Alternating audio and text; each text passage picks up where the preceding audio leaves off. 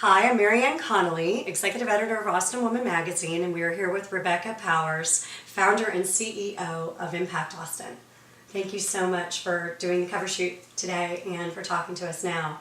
My first question is about something that I understand from the writer Julie Tereshik. You spend a lot of time perhaps following or enjoying, and that's NFL football. But she wanted me to ask you, what's more difficult, raising two children or watching Brett Favre play for the Minnesota Vikings? Right now, because our children are both off in college and they seem to be pretty settled, watching Brett Favre play for Minnesota is heartbreaking. You want to tell us a little bit about why?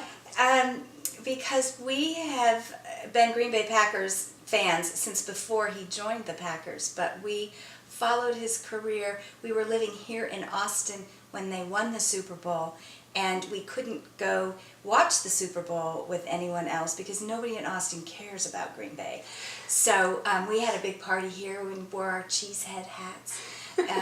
And so we just are, we go there every year. Once a year we go see a game, and it's become a very special family activity. Can we get a picture of you in the hat for the magazine? No. Okay. Well, I thought I'd try. Okay, but also on the subject of children. Yes. I understand that your daughter Claire may be following in your footsteps a little bit. You want to talk about that? She and some other girls started an organization a year after we started called Girls Giving Grants. And it's modeled after Impact Austin. And they now, it's a high school program. So now that she's in college, she's not a part of that. But what she started and how it's grown into a very, I think there are 19 different high schools involved now with Girls Giving Grants. But she went off to college in D.C. and is already volunteering at a high-risk nursery for underserved kids. So I'm really pleased that I was role modeling and I didn't know it. So. That's wonderful. That's wonderful. It's a great tribute to you as well. One more question, the kind of question that we love to ask at our breakfast. Do you have a terrible trait that you can share, or something that a deep dark secret, something that you try to overcome that's you think one of your more difficult traits? I can't imagine any myself. But. Oh, of course not. One of my favorite foods that is pretty disgusting. Yeah. Guilty pleasures. That's what we love. Oh, okay, but it's disgusting, and it's based on my mother ate this growing up, and it is really, really lean, raw sirloin that's ground with a raw egg in it and a little bit of vinegar and some garlic salt.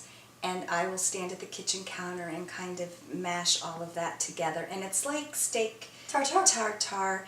But you put it on a piece of white bread with ketchup. Wow.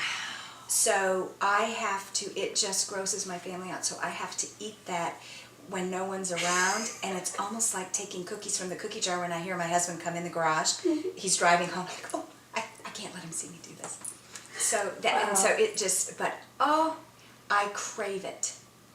So that is. Is that a Midwestern thing? Or? No, it was just something my mom liked, and I remember being pregnant with Claire, our second one, and the obstetrician out of the blue said, "I'm sure this isn't an issue, but you really shouldn't eat raw beef because your children can be born blind." I'm like, oh my stars. And I had to do this major confession. I mean, it just scared the living daylights out of me. But they're fine. And they're fine. But I thought, it's clearly a guilty pleasure because I continue to do it. Love it.